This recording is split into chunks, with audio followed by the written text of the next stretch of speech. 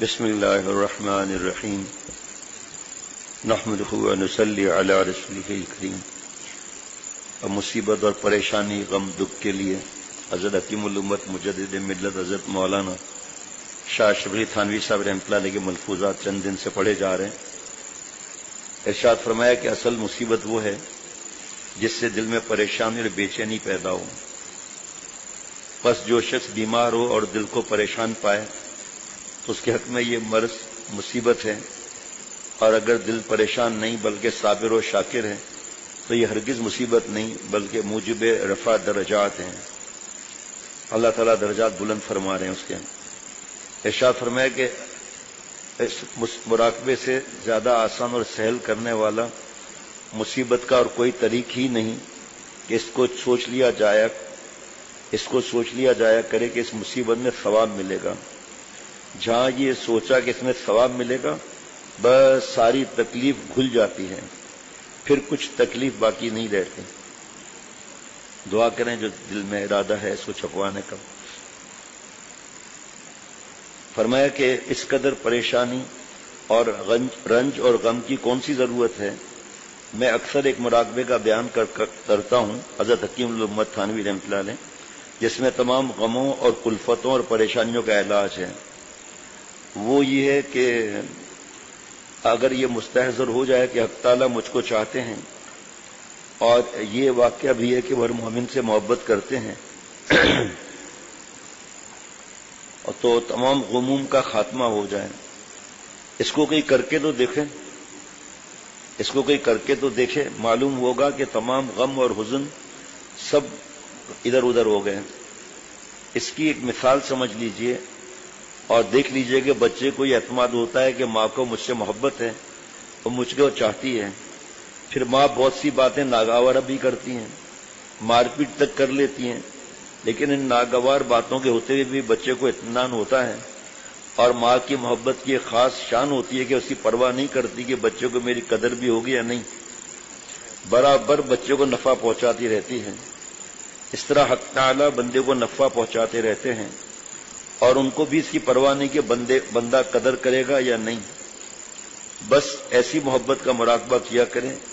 یہ میں ساری عمر کا تجربہ بیان کر رہا ہوں.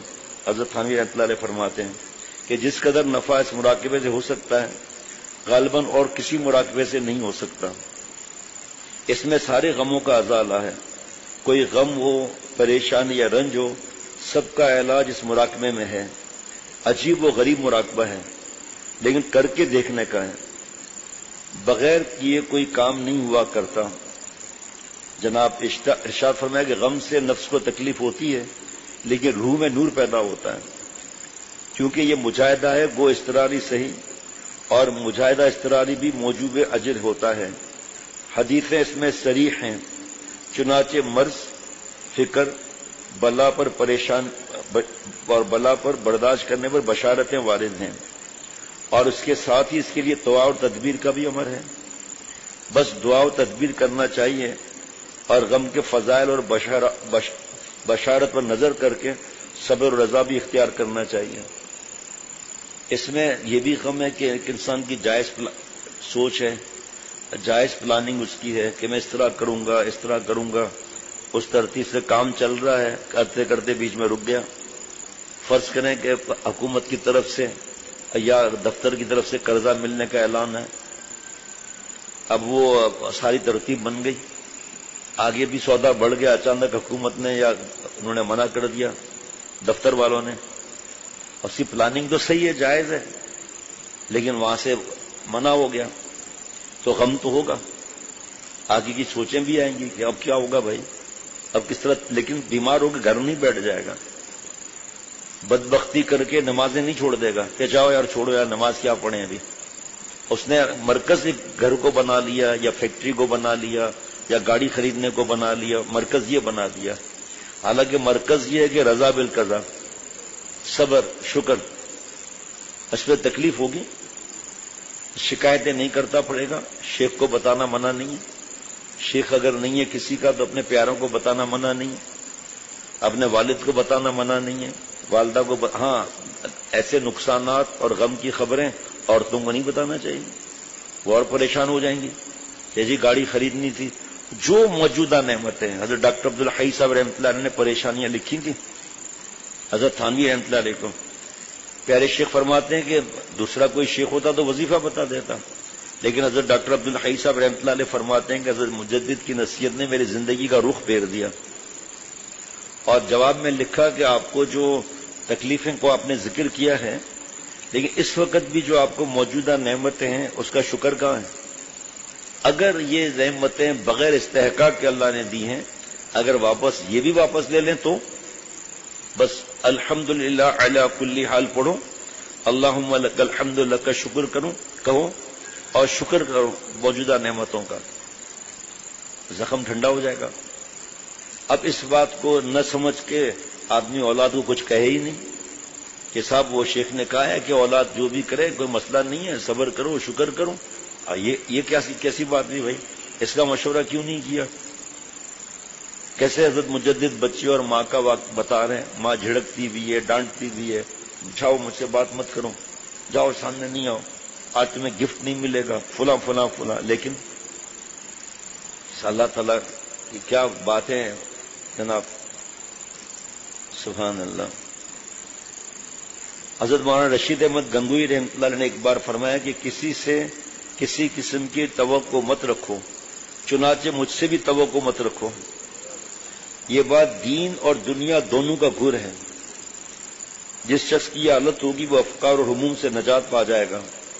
جناب حق تعالیٰ کے حاکم اور حکیم ہونے کا مراقبہ، اپنی طرف سے اس پر بالکل آمادہ رہا جائے کہ اگر ساری عمر بھی خطرات سے نجات نہ ملے تب بھی کچھ پرواہ نہیں، کیونکہ آسمان سے آ رہا ہے نا معاملہ، جو کام ہم کو بتایا گیا ہے بس وہ ہم کر رہے ہیں، اس سے زیادہ کہ مکلف نہیں ہیں، اور ہر حال میں اس امر واقعی اور عقیدہ واجبہ کا استحضار رکھا جائے کہ اللہ تعالی حاکم بھی ہیں حکیم بھی، حاکم ہونے کے بنا پر تو ان کو مخلوق کے اندر ہر قسم کے تصرفات کرنے کا پورا حق ہے اور کامل اختیار حاصل ہے، وہ اپنے بندوں کے اندر جو چاہیں تصرف فرمائیں، کسی کو مجال چوں و چرا نہیں، اور حکیم ہونے کے بنا پر بندے کو ان کے ہر تصرف کے متعلق اجمالاً یا اعتقاد رکھ کر بالکل مطمئن ہونا چاہیے کہ یہ تصرف میرے حق میں سراسر اللہ کی حکمت ہے، گو اس کی تفصیل حکمتیں معلوم نہ ہو ہی نہیں سکتی مسئلے تھے۔ جناب الحمدللہ حق تعالیٰ نے بس یہ مراقبہ اچھی طرح ذہن میں جما دیا ہے۔ حضرت مجدد فرماتے ہیں اللہ تعالیٰ حاکم بھی ہیں حکیم بھی ہیں، حاکم ہونے کی حیثیت سے تو انہیں اپنے مخلوق محکوم کے ظاہر اور باطن میں ہر طرح کے تصرفات فرمانے کا ہر وقت کامل اختیار اور پورا حق ہے، کسی کو مجال چون و چرا نہیں، اور حکیم ہونے کے اعتبار سے ان کا ہر تصرف حکمت پر مبنی ہوتا ہے، وہ ہماری سمجھ میں حکمت نہ آئے، چنانچہ بے فضلی تعالی حق تعالیٰ کا حاکم اور حکیم ہونا اچھی طرح ذہن نشین ہو گیا ہے۔ حضرت مجدد فرما رہے ہیں اس لیے بڑے سے بڑے حادثے میں بھی جس کو پریشانی کہتے ہیں وہ الحمدللہ مجھ کو کبھی نہیں ہوئی، ہاں طبعی اثر ہونا اور بات ہے۔ ایک صاحب حوادث مثلا بیماری وغیرہ سے پریشان تھے، ایک دوسرے صاحب نے ان کے متعلق فرمایا کہ پریشان کیوں؟ بس یہ مذاق رکھیے جیسا کہ غالب نے کہا ہے، ہو رہے گا کچھ نہ کچھ گھبرائیں کیا، ہو رہے گا کچھ نہ کچھ گھبرائیں کیا۔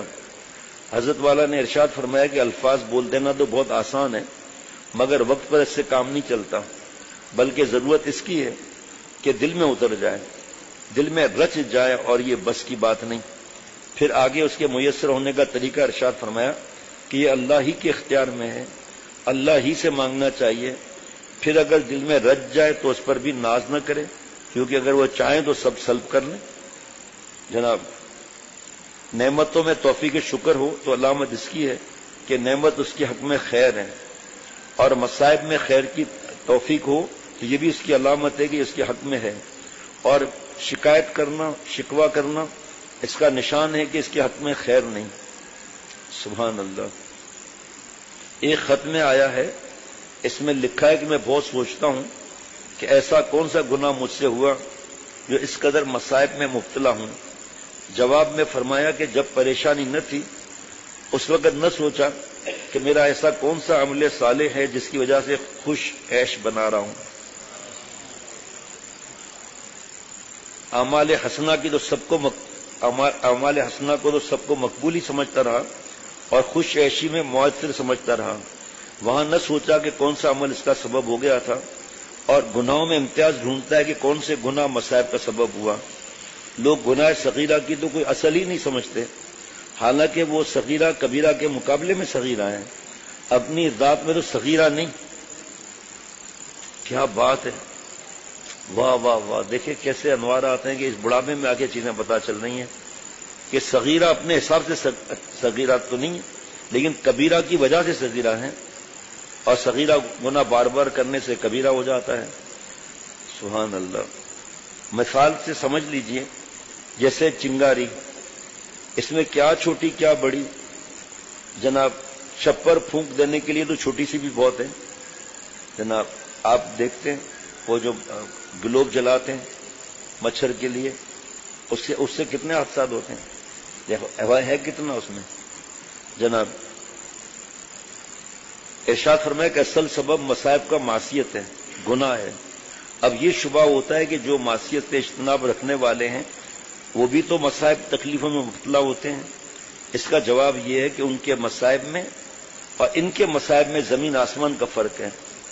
یہ ان مصائب سے پریشان نہیں ہوتے، اس لیے حقیقی مصائب نہیں، محض صورتاً مصائب ہیں، اور وجہ پریشان نہ ہونے کی یہ ہے کہ ان کو حق تعالیٰ سے محبت ہوتی ہے، حق تعالیٰ سے محبت ہوتی ہے، اور محبت اور عشق وہ چیز ہے کہ تمام تلخیوں کو شیریں بنا دیتی ہیں۔ میں اس پر ایک مثال بیان کرتا ہوں کہ ایک عاشق مدت سے محبوب کی تلاش میں تھا، کہیں ملے تو دل ٹھنڈا ہو۔ اس تمنا اور آرزو میں سال ہا سال گرد چھانتا پھر رہا تھا کہ دفعتاً پشت کی طرف سے ایک شخص نے آ کر اور آغوش میں لے کر اس طرح دبایا کہ ہڈی پسلی ایک ہونے لگی اور آنکھیں تک باہر نکل آئیں، مگر جب پیچھے نظر کرتا ہے تو دیکھتا ہے کہ وہی محبوب ہے جس کی ملاقات کی تمنا میں برسوں گلیوں اور جنگلوں کی خاک چھان ماری۔ اب میں پوچھتا ہوں کہ وہ محبوب اس سے کہے کہ اگر تجھ کو میرے دبانے سے تکلیف یا ناگواری ہوئی تو میں تجھ کو چھوڑ کر کسی اور کو جو تیرا رقیب ہے جا کے دباؤں۔ صاحب وہ اس وقت بجس اس کی اور کیا کہے گا کہ یہ تکلیف نہیں، یہ تو ہزاروں راحتوں سے بڑھ کر راحت ہے۔ گویا بظاہر جسم کی تکلیف ہوگی مگر قلب کی یہ کیفیت ہوگی، اور برزبان حال کہے گا کہ نشوت نصیب دشمن کے شوت اہلا کے تیغت سرے دوستاں سلامت کی تو خنجر آزمائی۔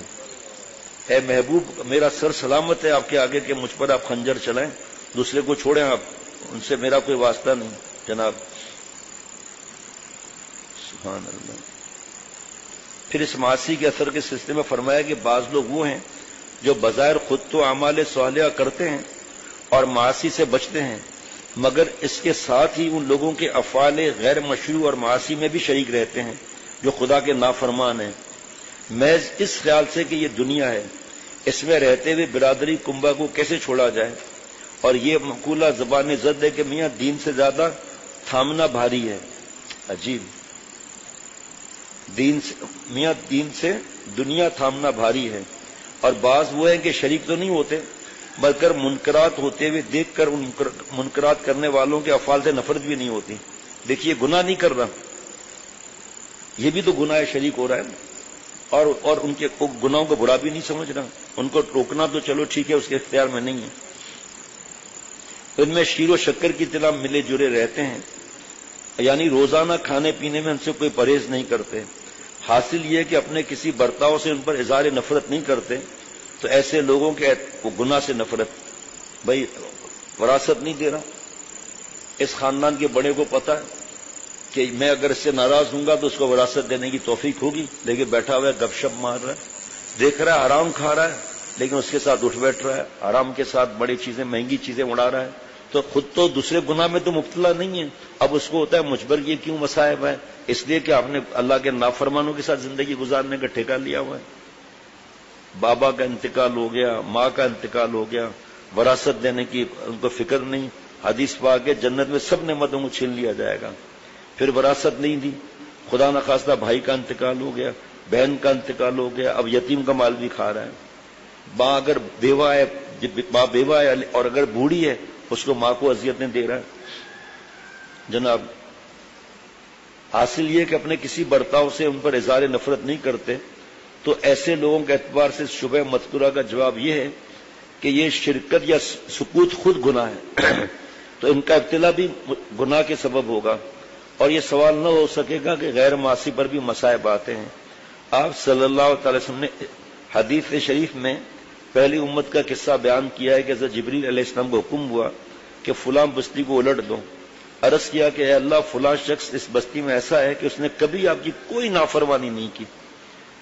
اللہ تعالیٰ فرماتے کہ اس کے ساتھ الٹ دو بستی کو، وہ بھی انہی میں سے ہے، اس لیے کہ ہماری نافرمانی دیکھتا تھا اور کبھی اس کے تیور میں بل بھی نہ پڑتا تھا۔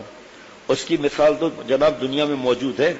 جو شخص حکومت اور سلطنت کے باغیوں سے میل رکھتا ہے یا ان کی مدد دیتا ہے، وہ شخص بھی باغیوں میں شمار کیا جاتا ہے۔ ہم جس قدر وفادار ہیں، وفاداری اسی وقت تک ہے کہ ہم اس کے دشمنوں سے نہ ملیں، ورنہ ایسے شخص کو وفاداری نہیں کہیں گے جو دشمن سے ملے۔ یہ تو جی اجتماع ضدین ہے، دونوں کو جمع کرنا چاہتے ہیں۔